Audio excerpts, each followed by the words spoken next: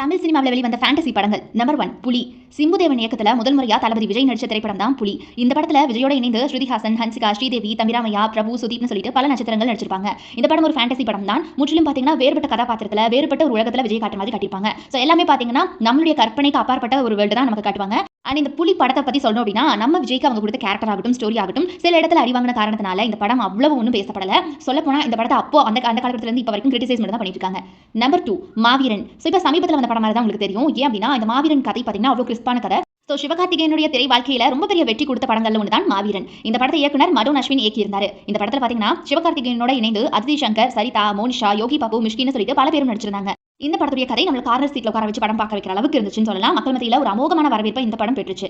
Number 3 ஆயிரத்தில் ஒருவன். நம்ம படம் இது அப்படின்னு சொல்லலாம். பிகாஸ் இந்த படத்துக்கு இப்போ வரைக்கும் ஹைப் ஜாஸ்தியா இருக்கு. இப்போ வரைக்கும் இல்லைங்க, அன்றைய காலகட்டத்தில் படம் வெளிவந்த போது இந்த படத்தை எவ்வளவு நம்ம தாழ்த்தி பேசணுமோ அவ்வளவு இப்போ உயர்த்தி பேசிட்டு இருக்கோம். செல்வராகவன் இயக்கத்துல கார்த்தி நடிச்சு 2009ஆம் ஆண்டு வெளிவந்த திரைப்படம் தான் இந்த ஆயிரத்தில் ஒருவன். இந்த படத்துல கார்த்தியோட இணைந்து ரீமாசன், ஆண்ட்ரியா, பார்த்திபன், அழகம் பெருமாள் சொல்லிட்டு பல முன்னணி நட்சத்திரங்கள் நடிச்சிருப்பாங்க. இந்த ஆயிரத்தில் ஒருவன் வெளிவந்த சமயத்துல ரொம்ப பெரிய தோல்வியை சந்திச்சதுன்னு சொல்லலாம். இப்ப இருக்கக்கூடிய ரசிகர்கள் எல்லாருமே இந்த படத்தை தலை மேல தூக்கி வச்சு எவ்வளவு கொண்டாடுறாங்களோ அவ்வளவு அவ கால போட்டு மிதிச்சாங்க இந்த படத்தை. இந்த படத்துல நடிச்ச அத்தனை பேருமே இன்னைக்கு வரைக்கும் அதை சொல்லி வருத்தப்பட்டு தான் இருக்காங்க. ஏன் நீங்க அன்னைக்கு எங்களுக்கு அங்கீகாரத்தை கொடுக்கல அப்படின்னு அவங்களுக்குள்ளேயும் பார்த்தீங்கன்னா ஒரு சிறு வருத்தம் அங்கங்க தென்பட்டு இருக்கு பல இன்டர்வியூஸ்லயும். சோ இந்த படத்தை பத்தி சொல்லணும் அப்படின்னா இப்படிலாம் சின்ன ஷார்ட்ஸ்ல சொல்லவே முடியாது. இதுக்காக ஒரு தனி ஃபுல் வீடியோ தான் நாங்க போட்டாகணும். அந்த அளவுக்கு பெரும் சோழ வரலாறு பற்றி பேசின ஒரு கதை தான் இது. நம்முடைய முன்னோர்களை பத்தி நம்மளுடைய வரலாற்றை பத்தி எடுத்துக்கூடிய ஒரு படம் தான் இது. இன்னைக்கு வரைக்கும் பார்த்தீங்கன்னா மக்கள் மனசுல நீங்காத இடம் பிடிச்சிருக்கிற ஒரு வகை தான் ஆயிரத்தில் ஒருவன்.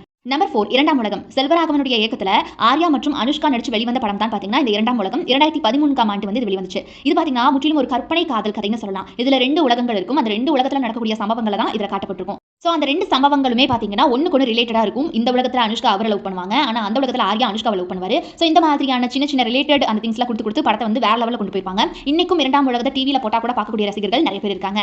நம்பர் 5 மரகத நாணயம். நகைச்சுவையோட ஒரு அட்வென்ச்சர் கலந்த திரைப்படம் தான் இந்த மரகத நாணயம். ARK சரவணன் இயக்கத்தில் வெளிவந்த இந்த படம் ரசிகர்கள் மத்தியில் பார்த்தீங்கன்னா ஒரு பெரும் நல்ல வரவேற்பை பெற்றுச்சு. இந்த படத்துல ஆதி, நிக்கி கல்ராணி, ஆனந்த் ராஜ், டேனியல், முனிஷ்காந்தன் சொல்லிட்டு பல பேரும் நடிச்சிருப்பாங்க. சோ இந்த படத்துல காட்டக்கூடிய அந்த ஒன் சைட் லவ் ஸ்டோரி அவ்வளவு அழகா இருக்கும். இதனுடைய பாடல்கள் கூட செம ஹிட். இன்னைக்கும் பாத்தீங்கன்னா பல பேர் முணுமுணுக்கக்கூடிய பாடலா தான் இருந்து வருது இந்த படத்துடைய பாடல்.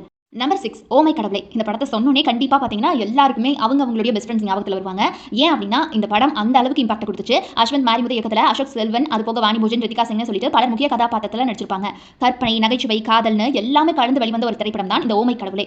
இந்த படத்துல பாத்தீங்கன்னா விஜய் சேதுபதி ஒரு முக்கிய கதாபாத்திரத்தில் நடிச்சிருப்பாரு. நம்மள எக்ஸ்பெக்ட் பண்ணதையும் தாண்டி இந்த படம் மிகப்பெரிய ஹிட் கொடுத்துச்சுன்னு சொல்லலாம். வசூலியும் நல்ல வரவேற்பு கொடுத்துச்சு இந்த படம்.